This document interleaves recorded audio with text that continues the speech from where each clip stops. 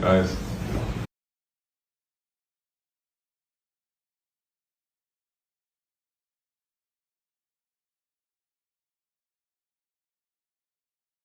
All right. Leave your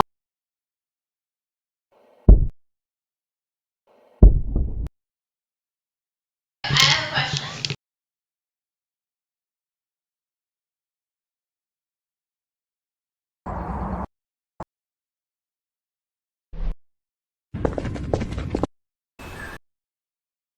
Robert F. Kennedy Jr., thank you very much indeed for coming back to Uncensored. Your reaction to this news of Julian Assange being released? We understand he's now just left Bangkok for the final leg of the journey to go to this tiny little island, Saipan, in the Northern Mariana Islands in the South Pacific. And he will do this plea deal tomorrow. He'll be on a plane and sent home a free man to Australia. What's your response?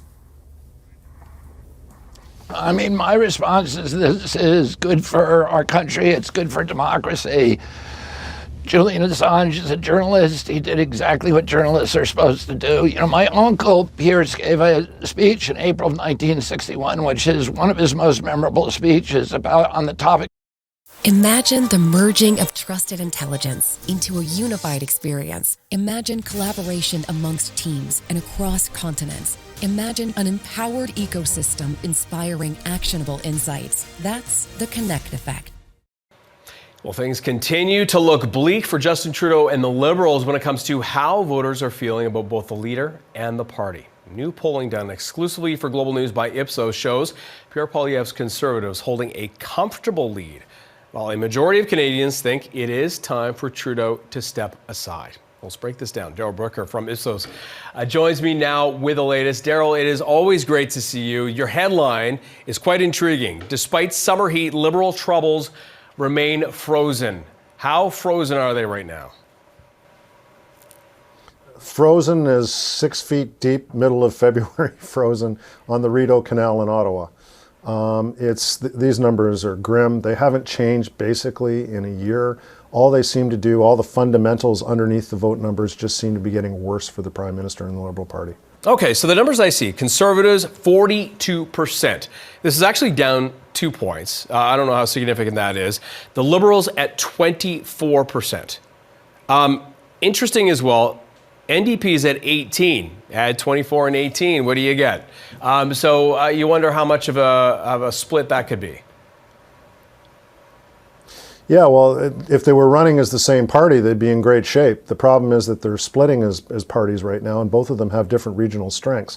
But when you look at where the Liberals are today, at 24, keep in mind, and your listeners and viewers need to keep in mind, that Justin Trudeau beat Stephen Harper and won a comfortable majority back in 2015, beating him by only 10.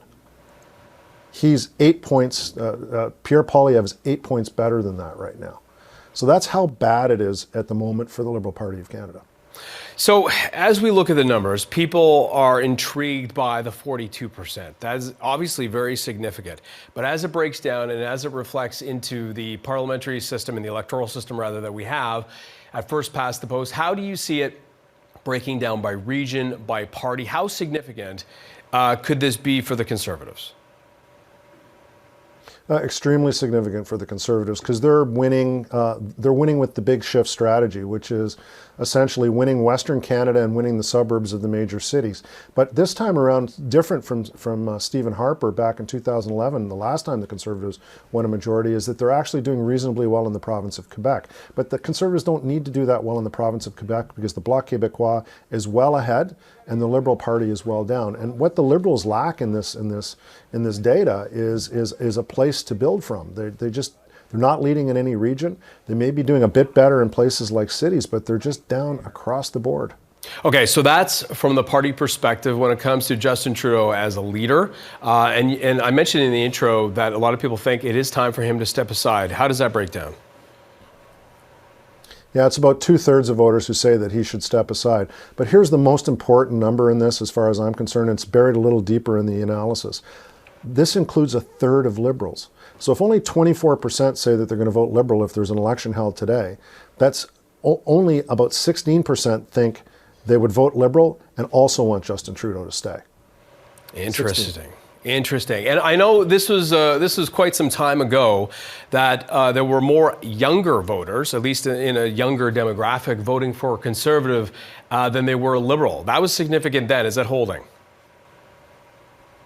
Yeah, it is holding, but the other thing that we're starting to see roll up now is that the NDP seems to be doing better among younger voters as well.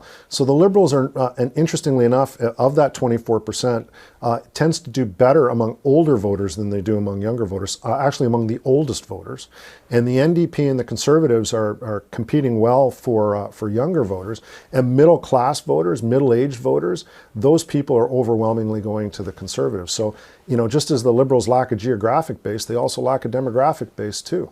What does this mean for Justin Trudeau? Because the election is expected in October 2025, still a ways to go.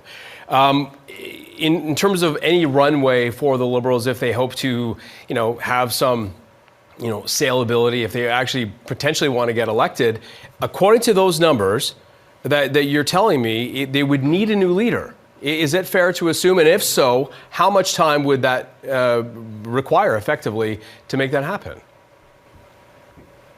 Well, what you're seeing right now, I mean, that's the big card that any party can play in order to change their electoral prospects. There's really nothing else that they can do other than to hope that the other side is going to destroy itself. And at the moment, it doesn't seem to be happening for the Conservatives, and it hasn't happened since they've elected Pierre Poilievre as their leader. So really, that's something that if people are worried about the Liberal Party prospects in the next election, they really have to have on the table and be considering. How long does it take in this era of modern technology? It could be a relatively quick process. But you could see a situation in which the leader resigns sometime this summer and they have a new leader by the time we roll into the fall. Look, it's interesting no matter what, and it's going to be an interesting, year and a half, I guess, as we count down. We have to leave it there, Daryl. Always great to talk. Imagine the merging of trusted intelligence into a unified experience. Imagine collaboration amongst teams and across continents. Imagine an empowered ecosystem inspiring actionable insights. That's the Connect effect. This game, you're not ready for it. Areas of medicine, including RNA chemistry, coronavirus therapeutics. Before his current role, he was a member of the Department of Pathology at the Stanford University School of Medicine. Dr. Quay, welcome to the committee. You are now recognized for your opening statement. Committee Chair Senator Peters, Ranking Member Senator Paul, committee members, invited participants, ladies and gentlemen.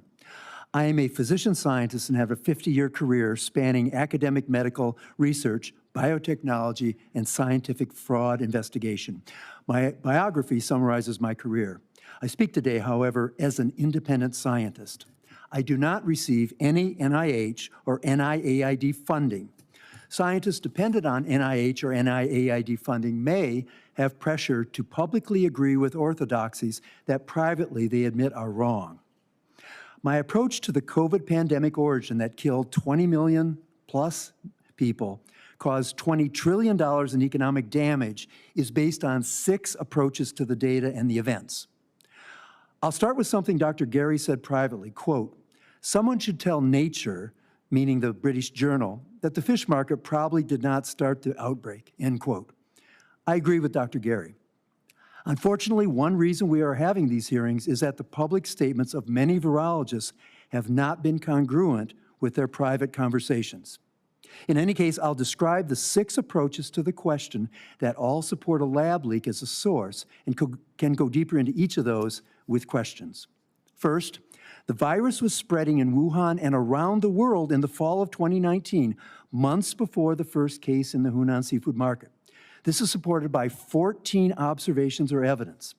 The evidence includes the calculation of the time to the most recent common ancestor, hospital overloads in Wuhan, antibodies in patients from Italy, Spain, and the US, wastewater samples from Brazil, sick athletes at the October Wuhan military games, school closings in Wuhan, and dozens of documented patients.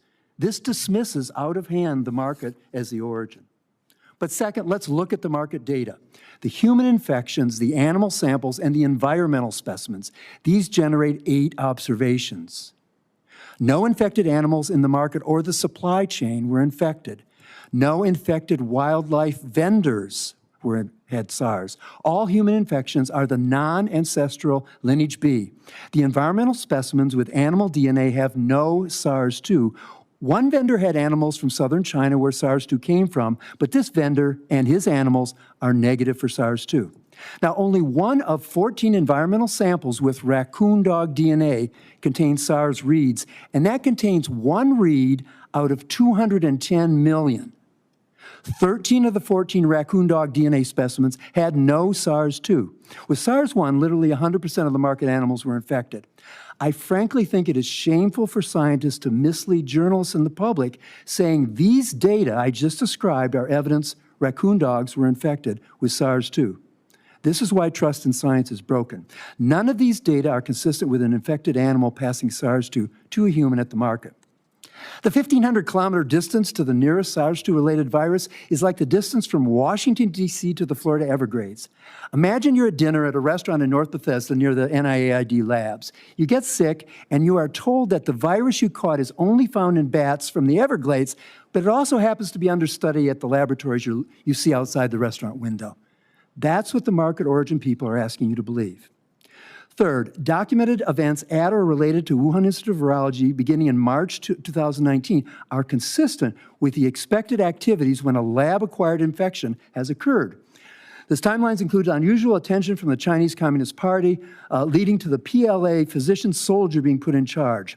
Large tender requests to repair biosafety equipment, a virus database disappearing in the middle of the night, large tender requests for a lab security force to, quote, handle foreign personnel, end quote, patents for a device to prevent a lab-acquired infection, rumors in the virology community of a new SARS virus in the lab, 30 vials of the 3 most dangerous viruses on the planet being shipped illegally from a lab in Canada to WIV in March, and then one of those pathogens being found as a major contaminant in a BLC lab in December. These events taken together are a classic example of closing the barn door after the horses left.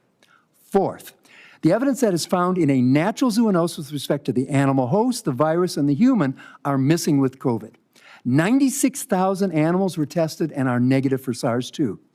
43,000 blood samples from blood donors in Wuhan were tested. A natural spillover like SARS-1 would have produced about 260 positives. A lab accident would be 0, and of course, 0 is what is found. With respect to the virus, a spillover produces posterior diversity in the virus genome. A lab